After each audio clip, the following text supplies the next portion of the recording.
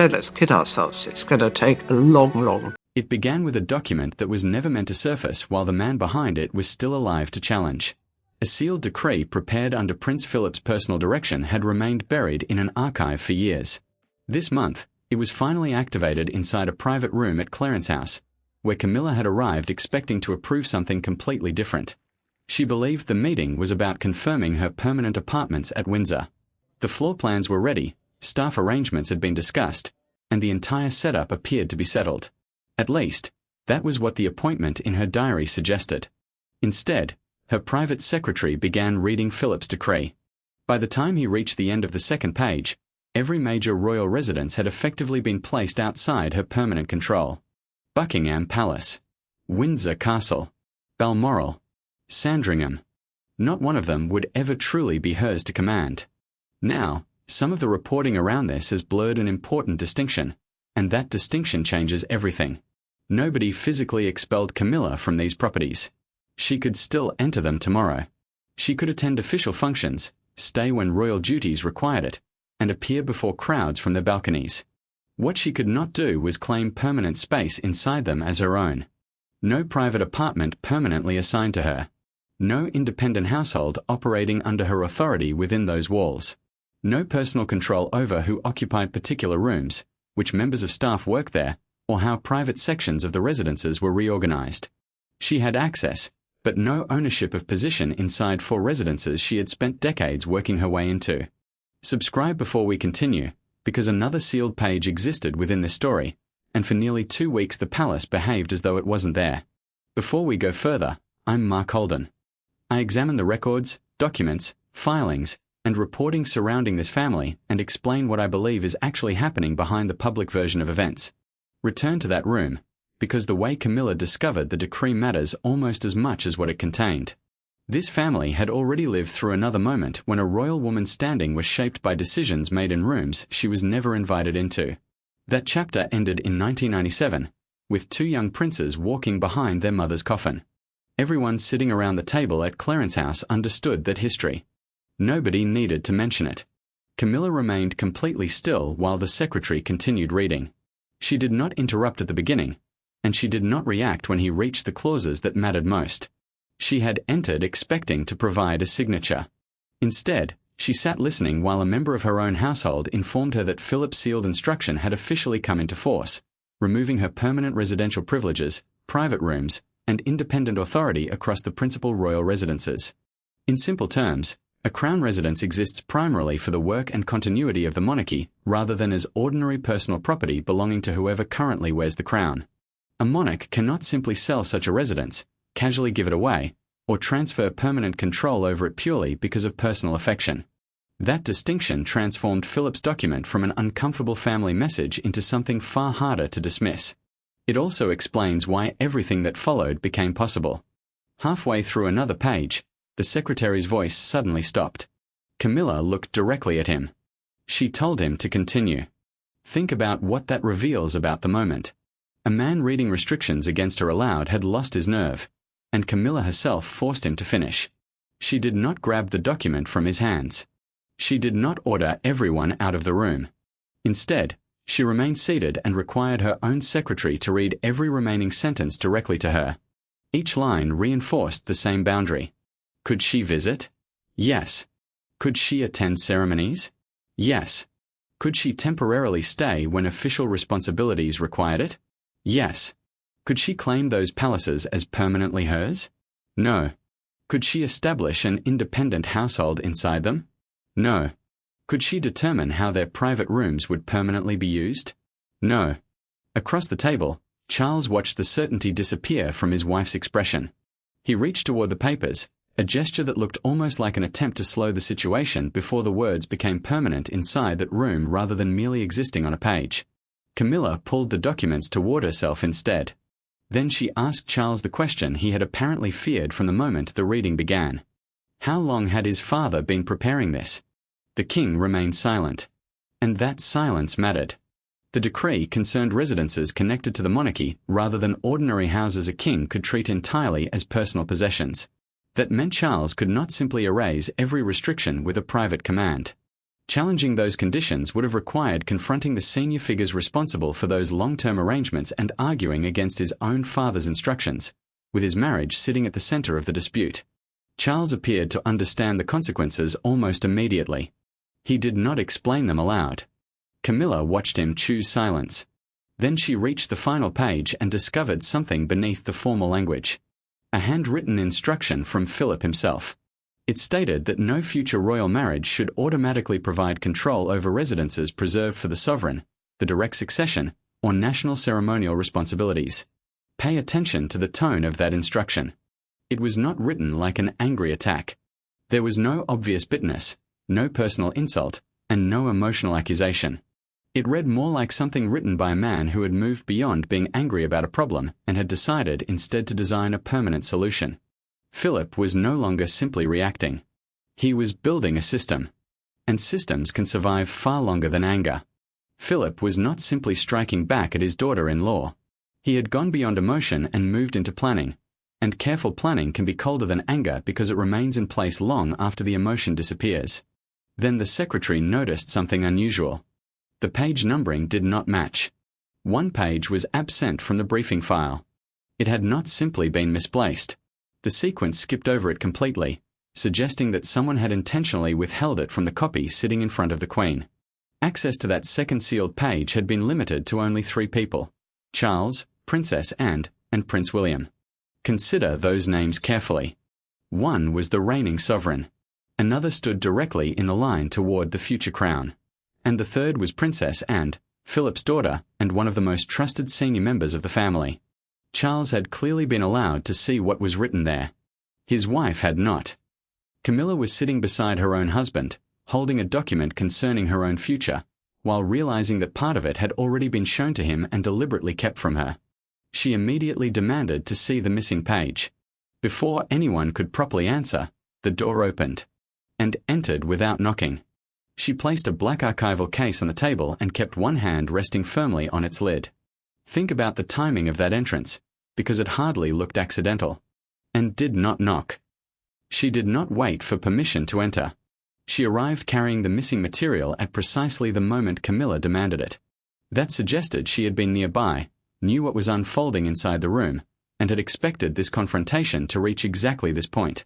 Camilla told her that the decree would be overturned, and did not argue. Instead, she said Philip had expected those exact words and had already prepared for them. That exchange contained the entire conflict in miniature. Camilla made the most obvious threat available to her. Anne's response was that Philip had anticipated it years earlier and had written safeguards before anyone could attempt to challenge his decision. He had been dead since 2021, yet his answer to the confrontation was already waiting inside the archive. But to understand why the atmosphere in that room became so intense, you have to understand what the decree represented to each person sitting there. For Camilla, it amounted to a final judgment from a man whose full approval she could never now receive. She married Charles in April 2005 at Windsor Guildhall. For the following 18 years, she worked through public hostility and gradually built an acceptance that had never been freely handed to her. Then, in May 2023, she was crowned at Westminster Abbey, with much of the country having gradually adjusted to her position. And now, after all of that, a document prepared by her late father-in-law was telling her that even a crown on her head did not automatically secure permanent private space inside these residences. For Charles, the decree reopened an argument that had followed him for decades. Could a man in his position choose the woman he loved and still expect his family and institution to accept that decision without conditions? For William and Anne, however, Philip had created something even more difficult. He had created an obligation.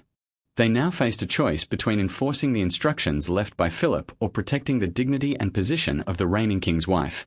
There was no easy way to satisfy both sides. Philip must have understood that when he placed their names inside the arrangement. After the others eventually stepped away, Charles remained alone with Camilla. She asked whether he had always known that his father distrusted her. Instead of immediately looking at her, Charles straightened the documents lying on the table. That small gesture said more than a long explanation might have. Then he told her that Philip believed buildings could protect the future. Camilla listened.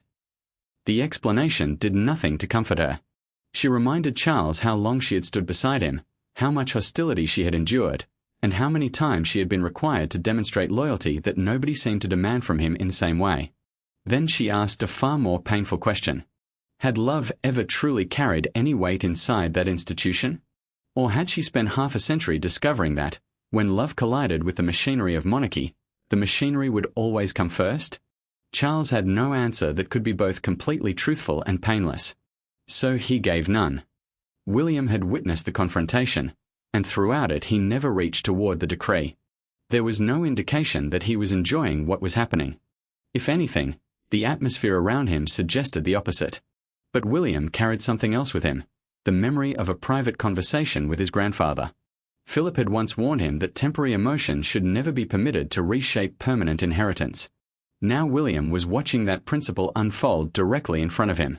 And from his perspective, the reasoning was difficult to ignore. If one marriage could rewrite protected residential arrangements, then every future succession could become another private negotiation. Every new consort could arrive with new requests. Every future heir could spend years defending established protections instead of simply carrying out the role expected of them.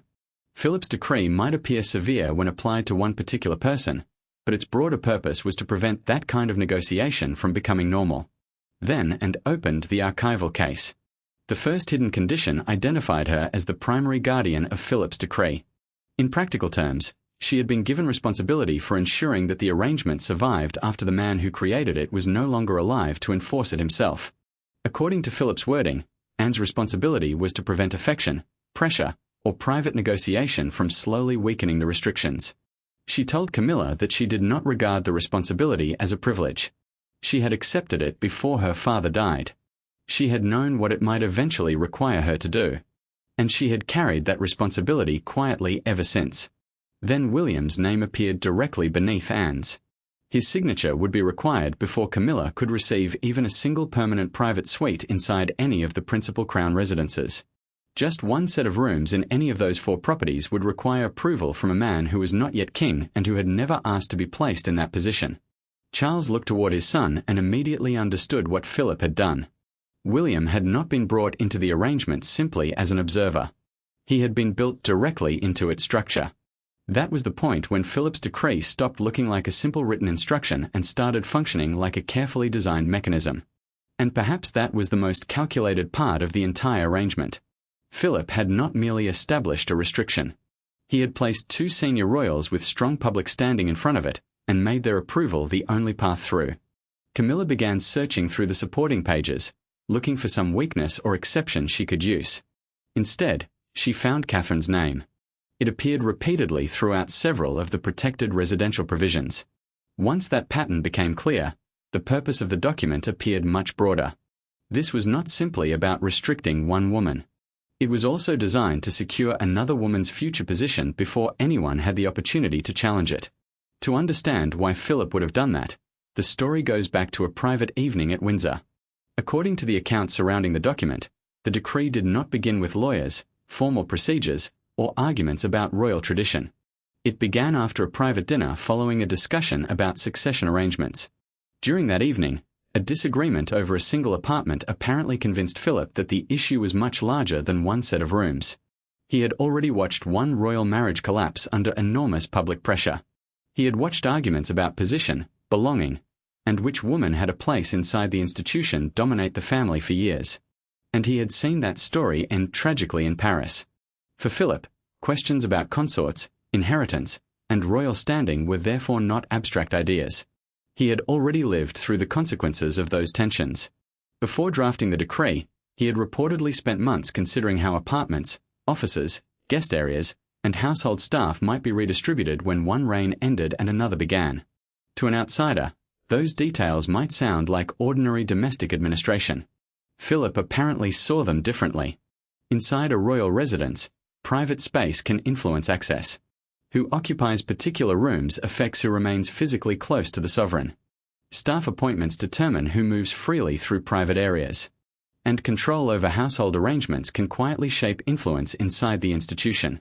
During that Windsor dinner, Camilla challenged a proposal that would reserve a major family apartment for William, Catherine, and their children. On the surface, her argument was not unreasonable. She believed the household of the next sovereign should make those decisions after Charles had actually become king. She considered it too early to permanently reserve important spaces before the new reign had even started. Then she used a word that reportedly changed Philip's reaction completely. She described the protected rooms as unnecessary territory being claimed before Charles's reign had begun. Philip put down his glass. Then he asked whether she considered the direct heirs to be guests inside their own inheritance. He did not shout. According to the account, the restraint in his response made the atmosphere even more uncomfortable. Camilla replied that Charles had already sacrificed enough and should not reach the throne surrounded by restrictions imposed by the previous generation. In her view, the future king deserved the freedom to establish his own household without old conditions following him into every room. Catherine remained silent. She did not challenge Camilla. She did not enter the argument. She simply moved her chair slightly backward after hearing the reserved apartment described as territory. That small reaction was apparently enough for Philip to notice. He also saw William look toward Catherine before lowering his eyes toward the table, unwilling to turn a family dinner into a confrontation involving his father's future reign and his own children's security. For Philip, that quiet moment changed the nature of the disagreement. It was no longer simply about an apartment. It had become a question of whether the next generation's position could someday depend entirely on another person's private approval. Later that evening, Philip called for a trusted secretary. He dictated the first clause. The instructions stated that no consort outside the direct line of succession should be permitted to displace, weaken, or impose conditions upon the residential standing of an heir. A consort is the spouse of a reigning monarch. Ceremonially, that position can be enormously important. But the consort does not personally occupy the direct line that inherits the crown. Camilla was one. Catherine would eventually become one as well. Yet Philip was drawing an important distinction between their circumstances because Catherine stood beside William, a direct heir, and their children represented the continuation of that succession. And according to the account, Philip was drawing that distinction late at night, immediately after the dinner. Then came the conversation that expanded the issue from one apartment to 4 royal residences. In a private recorded exchange, Philip reportedly asked Charles whether he would protect William's household if Camilla ever sought greater authority over those spaces. Charles answered that once he became king, he could not allow old family anxieties to control his marriage. From Charles's perspective, that position was understandable. He had spent decades being told who he should or should not love, and he believed becoming sovereign should finally allow him to protect the marriage he had fought so hard to maintain. But Philip interpreted the answer very differently. He heard his son effectively admitting that existing protections might not survive once Charles became king. Before morning, Philip expanded the restriction. What had begun with one apartment at Windsor now extended across every principal residence named in the arrangement. A single conversation, intended by Charles as a defense of his wife, had helped transform a dispute over rooms into something far larger. This was the point where the paperwork demanded a closer look, because the version being repeated publicly did not completely fit the details inside the arrangement. 4 residences were listed in Philip's decree, but 2 of those properties were fundamentally different from the others. And that difference changed the question of who was actually enforcing Philip's wishes. Buckingham Palace and Windsor Castle are held by the sovereign in connection with the crown. Charles cannot simply sell them as ordinary personal property, leave them to someone through a private will, or independently hand permanent control of their spaces to another person. That meant the restrictions involving those residences already rested on a much broader institutional foundation. Balmoral and Sandringham, however, were different. Those estates were privately owned royal properties passed down through the family, rather than crown residences held in the same way as Buckingham Palace and Windsor Castle. That created an obvious problem. How could Philip, who had never been the sovereign himself, permanently control what happened inside properties personally belonging to Charles? On his authority alone, he could not. For the restrictions involving those privately owned estates to continue, someone with present authority over them had to voluntarily respect Philip's instruction after his death. Someone alive had to look at those conditions and decide that they would still be honoured. And there was one person whose decision mattered above everyone else. Charles. That meant Charles had not simply failed to defend his wife from Philip's decree. For 2 of the 4 residences, Charles himself had effectively allowed the restrictions to remain. He had not written Philip's original instruction, but he had accepted the part of the arrangement that Philip could not have imposed independently. and he had apparently done so quietly before Camilla ever sat at that table in Clarence House. Then he remained beside her while she asked how long his father had been preparing everything. Understanding why Charles might have made that choice is different from deciding whether the choice was fair. Charles had already lived through a devastating version of a conflict involving marriage, family loyalty, and the monarchy. During the 1990s, the country watched his personal life become a national argument. Then came September 1997. His sons walked behind their mother's coffin while public anger surrounded the royal family. Whatever judgment anyone makes about Charles's actions during those years, the experience appears to have left one lesson deeply embedded in him. When a private family conflict becomes a public battle involving the future of the monarchy, everyone involved can lose. And the public remembers. Charles apparently had no desire to repeat that experience. So he accepted his father's conditions privately and may have hoped the moment would never arrive when those conditions had to be read directly to his wife. But that moment eventually came. The confrontation moved behind a closed door at Windsor. There were no aides standing nearby. No private secretaries. No prepared public statements. Just 4 chairs, Philip's decree spread across the table, and another document waiting for a signature that had not yet been provided. Camilla pushed the papers away. She accused the others of using the authority of a dead man to humiliate her. The atmosphere immediately tightened. And it was not an argument that could simply be dismissed. Philip could no longer be questioned. He could not explain himself. He could not reconsider the decision. And he could not be forced to confront the consequences of what he had written. Fighting Philip's decree meant arguing against someone who could never personally answer the challenge. Camilla now faced 2 possibilities. She could accept the restricted position created for her inside the royal residences. Or she could formally challenge the arrangement through the household structure responsible for resolving disputes over royal property. But the second option carried an enormous risk. A formal challenge would be difficult to keep private. It could force Charles into the position of publicly defending his wife against his own father's final instructions. The disagreement would then move from a private room into public view, potentially creating a visible division through the monarchy itself. Camilla recognized the danger. Then she turned toward William. She told him that refusing to make an exception would hurt Charles more than it hurt her. The king, she argued, would spend the remainder of his reign watching his own wife treated almost like a temporary visitor inside residences associated with his position. It was a carefully chosen argument. Instead of speaking only about her own loss, Camilla placed Charles's dignity at the center of the discussion. And William was perhaps the person in the room most likely to be affected by that appeal. But he did not change his position. He looked directly at Camilla and told her that his father's pain could not become justification for removing protections created for generations that had not even been born yet. The answer was calm. But it carried the finality of a door being shut. William was not presenting the decision as a personal rejection of Camilla. He was placing permanent inheritance above immediate emotion. It was the kind of distinction Philip had always been able to make easily, and Charles had struggled to make when the issue involved the woman he loved. And remained quiet until Camilla argued that Philip had never truly understood what the modern monarchy required.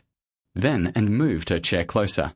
She told Camilla that her father had understood the institution well enough to anticipate everyone sitting in that room. He had predicted the arguments they would make. He had anticipated the pressure Charles would face. And he had designed the arrangement with those pressures already in mind. And never needed to raise her voice. The calmness made the message stronger. Neither nor William personally owned the crown or the residences connected to it. What Philip's decree gave them was something narrower but still extremely powerful. They could approve an exception. Or they could refuse one. And that placed 2 people permanently between Camilla and the control over the royal spaces she had expected to receive. Camilla demanded to see the missing second page, and opened the archival case and removed a sealed sheet preserved alongside the documented account attached to Philip's private papers. The first hidden condition was perhaps the most carefully designed part of the entire arrangement. Any effort to pressure the sovereign into overriding the decree would automatically activate even tighter restrictions. Consider what that meant for Camilla. The ordinary methods she might have used to change the decision could now work directly against her. Asking Charles to intervene could make her position worse. Convincing him to act on her behalf could strengthen the restrictions. Using her influence with the king could trigger exactly the consequences she was trying to avoid. Philip had not simply closed the obvious routes around his decree. He had designed those routes so that attempting to use them carried an additional cost. And he had apparently done so because he understood exactly what someone in Camilla's position might try first. For decades, Camilla had understood how to communicate with Charles privately and how to influence him when the two of them were away from public scrutiny. That closeness had been central to their relationship. But the second page transformed that private influence into something she could not safely use against the decree. Then came another clause. Noro nevastions. No permanent household appointments. No independent decisions about who occupied particular rooms at Buckingham Palace, Windsor, Balmoral, or Sandringham without written approval. These were not merely ceremonial restrictions. Inside a royal household, decisions about staffing and private space can shape access and influence. The people working closest to the sovereign matter. The rooms surrounding the sovereign matter. And everyone sitting around that table understood the significance. Philip's decree was therefore not only determining where Camilla could establish a permanent home. It was also limiting how much independent authority she could exercise behind the closed doors of those residences. At that point, voices finally began to rise. Camilla accused them of transforming an old man's fears into a punishment against her. William answered that the protections existed precisely because those fears had once been ignored, and closed the archival case. She told Camilla that not a single word of the hidden page had been added after Philip's death. Everything had been prepared while he was still alive. Then the door opened. Charles entered. He had apparently heard enough from outside to understand where the confrontation had reached, but he did not immediately walk toward his wife. That detail was noticed, and Camilla noticed it too. Instead, Charles looked toward William and asked whether Philip had left any personal explanation for why the restrictions needed to be so absolute. He had. Charles took Philip's message into a smaller room and read it privately. Unlike the decree, the letter itself carried no legal authority. But emotionally, it may have been far more damaging. Philip had written that Charles's devotion to Camilla could potentially affect his judgment whenever private loyalty came into conflict with the permanent interests of the succession. Think about what that meant as a message from father to son. Philip was effectively saying that after his death, he still did not completely trust Charles to make the right choice if he were ever forced to choose between his wife's wishes and what Philip believed protected the crown. It was not simply a statement of disapproval toward Camilla. It questioned Charles's own judgment, and Philip had created an entire structure around that concern. Charles read the message twice. Then he placed it down without speaking. The accusation touched the decision he had defended for most of his adult life. For decades, Charles had insisted that love and royal duty did not have to destroy one another. He believed he could have the woman he loved and still fulfill everything expected of him as sovereign. He had spent years defending the idea that neither commitment needed to diminish the other. Yet his father, Philip, appeared to believe that private devotion and permanent royal responsibility could not always safely remain in same hands. And he had left behind a mechanism built around that assumption. And watched her brother's reaction. For a moment, her usual firmness softened. She told Charles that Philip had not created the decree to destroy his marriage. He had created it to prevent one reign from weakening the position of the next. From Anne's perspective, those were completely different intentions. From Camilla's perspective, they could easily feel like the same outcome. Charles eventually looked toward William. William remained firm. By then, he understood that his required signature was no longer merely a family formality. It had become a protection surrounding Catherine and their children. If he surrendered that protection simply to spare his father emotional pain, then every safeguard created for future generations could become negotiable whenever a family disagreement became personal enough. William also had another reason to understand the consequences of an uncertain position within the royal institution. His mother had spent the final years of her life with her place inside that system being shaped by decisions made elsewhere. William had been old enough to witness some of that uncertainty. He had no intention of allowing Catherine to experience the same sense that her position could be changed by people making private decisions in rooms where she had no voice. And that created an uncomfortable historical parallel. Once again, a royal woman's place inside these buildings was being determined through institutional decisions that extended far beyond her personal wishes. Those making the decision could tell themselves they were protecting the monarchy. But that did not make the personal consequences disappear. Then and unfolded the final page. According to the account preserved with Philip's papers, The Duke had written that Catherine should never have to depend upon a previous consort for access to the residences where she might eventually serve alongside the sovereign. Camilla's name did not appear in that sentence. It did not need to. In some ways, leaving her unnamed made the meaning even sharper. Then another provision appeared beneath it. A dormant succession schedule. This was an arrangement prepared in advance but designed to remain inactive until a particular condition triggered it. Under that schedule, Catherine would receive immediate residential priority at Windsor and Buckingham Palace once William assumed expanded constitutional responsibilities. That priority included apartments, access for staff, and household space. And none of it would require Camilla's permission. It would not even require her prior knowledge. By the time Camilla understood what the schedule meant, the silence around the table had already explained much of it. Philip had not merely created restrictions around her position. He had also constructed protections around Catherine's future position in a place Camilla could not easily alter. The mechanism had been prepared in advance, left dormant, and designed to activate when the succession reached the required point. Camilla understood what the silence in the room meant before anyone needed to explain it. Philip had not merely restricted her authority. He had secured the next woman's position somewhere beyond her reach, designed the protection to activate automatically, and then left the mechanism behind for the family to confront after his death. Charles returned to the table knowing exactly what a public challenge would mean. He would be forced to choose between defending his wife's position and protecting the inheritance arrangements surrounding his son and the next generation, with the entire country watching. In the end, he made his choice. And the first visible consequence did not arrive through a courtroom or an official announcement. It came in the form of keys. A household official quietly placed a ring of keys on a polished table and walked away.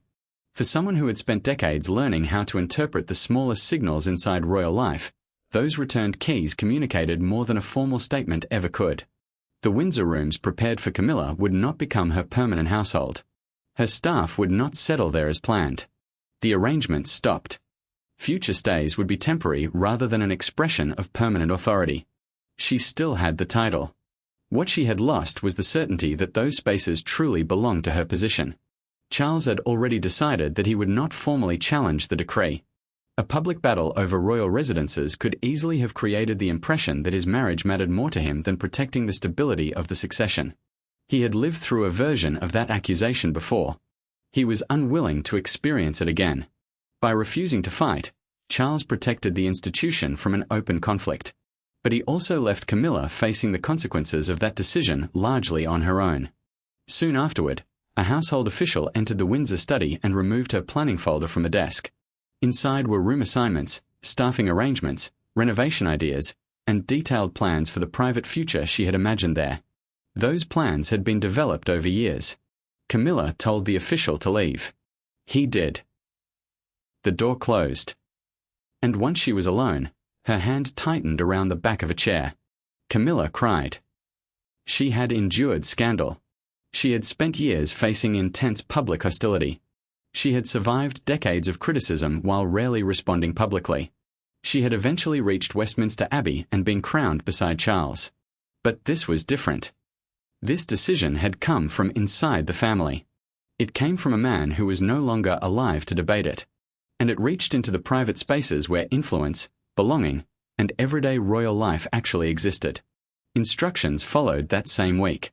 Permanent projects connected to Camilla were suspended across Windsor, Balmoral, Sandringham, and Buckingham Palace. Temporary accommodation would remain available when official responsibilities required her presence.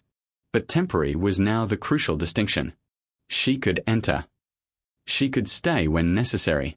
But she would leave without permanent authority over those spaces. When Charles later approached her, he apparently expected anger. Instead, Camilla spoke quietly. She asked whether he had truly chosen peace for the monarchy or whether he had simply failed to find the courage to challenge Philip one final time. Charles moved toward her. Camilla stepped away. He told her that fighting the decree could tear the family apart. She answered that, from her perspective, the family had already removed her place within it. The consequences continued. Members of Camilla's staff were informed that their positions would not automatically transfer into permanent roles inside the protected residences.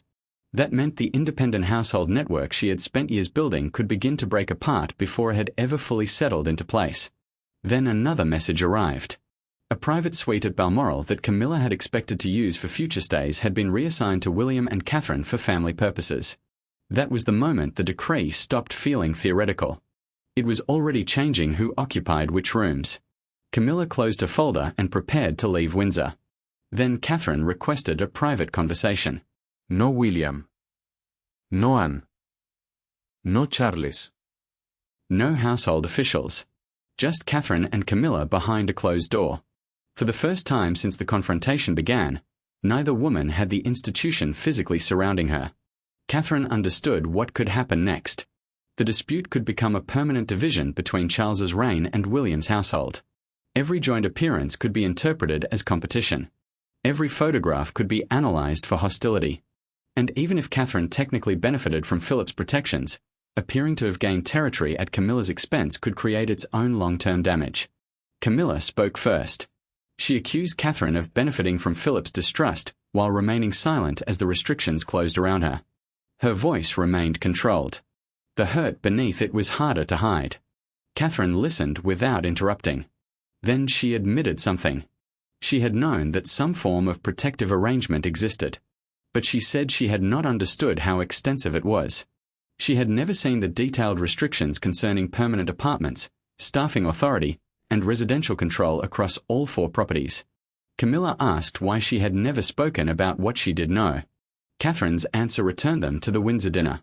She remembered hearing the reserved family apartment described as unnecessary territory. At that moment, she had realized that her children's future place within the institution might someday depend on another person's private approval instead of something permanently established. Then Catherine explained what Philip had reportedly told her afterward. He had promised that she, William, and their children would never be made to feel like temporary occupants inside the institution they were expected one day to inherit. From Catherine's perspective, it had not been presented as an attack against Camilla. It had been presented as protection against uncertainty. Then Catherine offered a compromise. Camilla could have a permanent private sanctuary at one of the residences personally controlled by Charles. It could be properly staffed and secured. It would sit outside the internal politics surrounding the protected royal residences. Most importantly, Philip's decree and its guardians would have no authority over it. Camilla might never permanently control Windsor or Buckingham Palace, but she could have a home that nobody else inside the institution could remove from her. Camilla did not suddenly forgive Philip's decree. She did not pretend the humiliation had disappeared, but she stopped demanding that Catherine give up the protections created around her family. She also agreed to cooperate on a public statement designed to prevent the disagreement from becoming an open royal conflict. That compromise arrived just as the story began escaping beyond palace walls. And now the important question returned. Balmoral and Sandringham were privately owned. Philip could not have permanently controlled those properties through his authority alone. Someone living had to choose to honor that part of his arrangement. That person was Charles. By the following morning, the dispute had become a national story.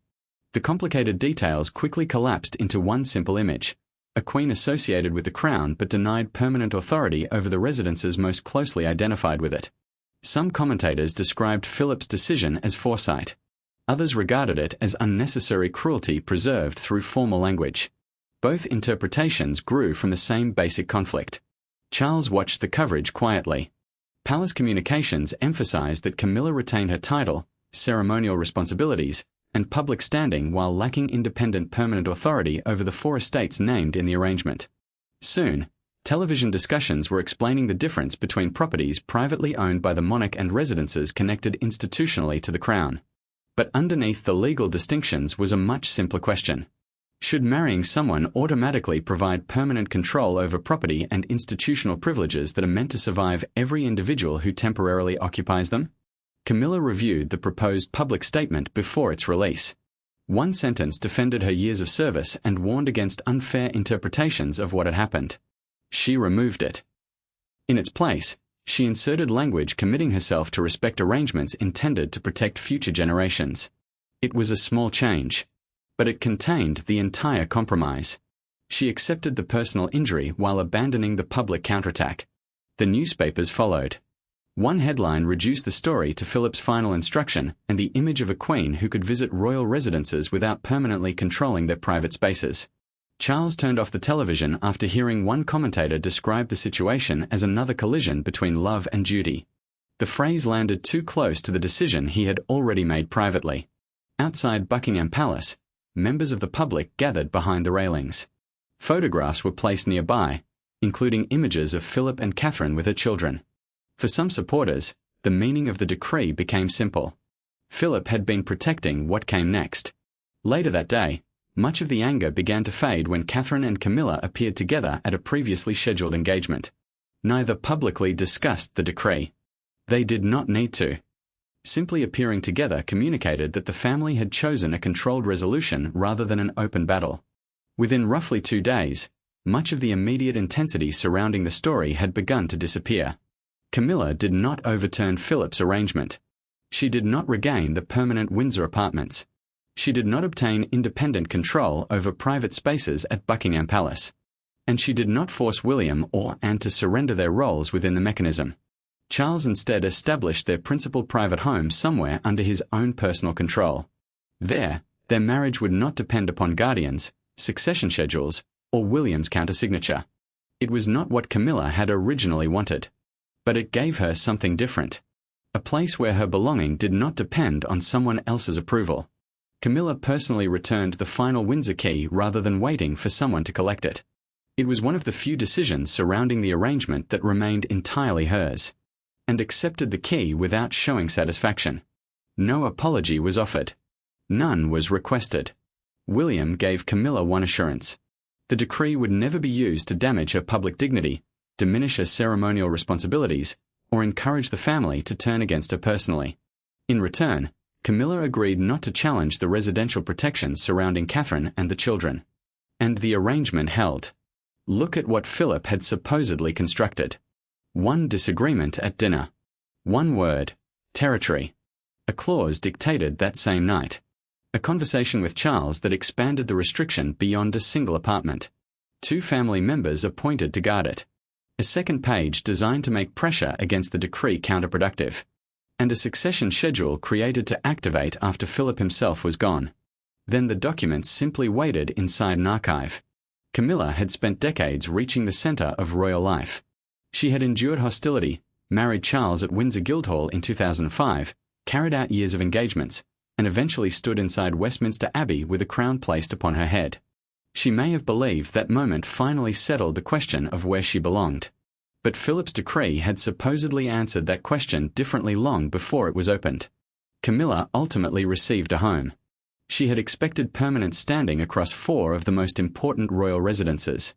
Instead, the one place she could call unquestionably hers was a property secured through her husband's personal authority rather than through the crown. And perhaps that is the final irony of the entire story.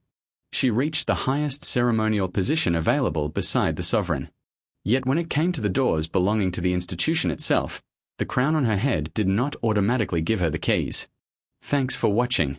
This is Mark Holden Reports. Like and subscribe because there is more coming from that archive.